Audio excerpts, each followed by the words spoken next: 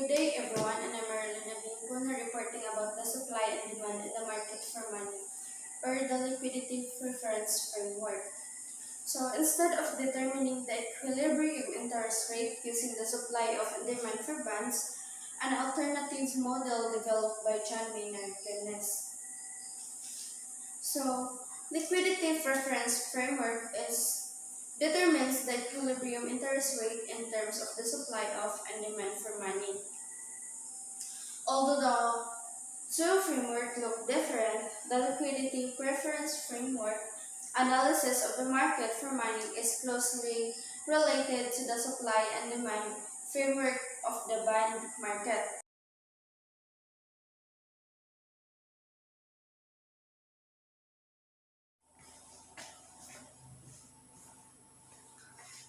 The starting point of Keynes' analysis is his assumption that people use two main categories of asset for store, the wealth money and bonds.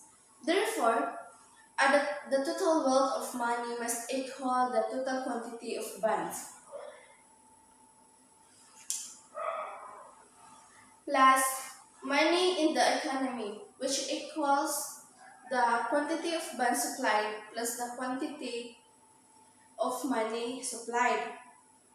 The quantity of bonds and money that people want to hold and thus demand must also equal, because people cannot purchase more than the assets than their available allow. The conclusion is that the quantity of bonds and money supplied must equal the quantity of bonds and money demanded.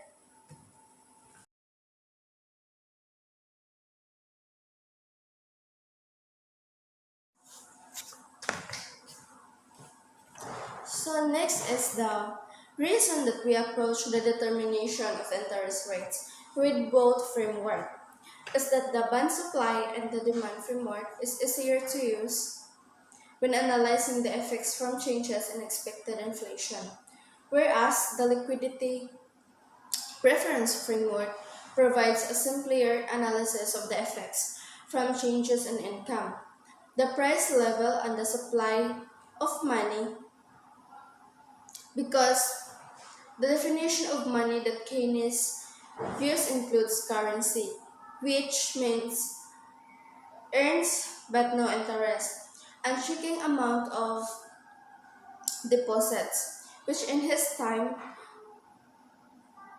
typically earn little or no interest. He assumed that money has a zero rate of return. For him, bonds is the only alternative asset to money in Keynes' framework, but they have an expected return equal to the interest rate. As this interest rate rises, holding everything else unchanged, the expected return on money falls relative to the expected return on bonds. And as the theory of portfolio choice tells us, this causes a fall in the quantity of money demanded. We can also see that the quantity of money demanded and the interest rate should be negatively related using the concept of opportunity cost. The amount of interest sacrificed by not holding the alternative asset. In this case, a band of the interest rate on bonds rises, the opportunity cost of holding money rises. This money is less desirable and the quantity of money demanded must fall. This figure shows the quantity of money demanded at a number of interest rates, with all other economic variables, such as income and the price level, held constant. At an interest rate of 25%, point A shows that the quantity of money demanded is $100 billion. If the interest is at the lower rate of 20%, the opportunity cost of holding money is lower, and the quantity of money demanded rises to $200 billion. As indicated by the move from point A to point B, if the interest rate is even lower, the quantity of money demanded is even higher, as is indicated by point C, D, and E. As we can see, the curve of its picture that these points is the demand curve for money and it slopes downward. Equilibrium in the market for money occurs at point C. The intersection of the money demand curve and the money supply interest is equal to 15%.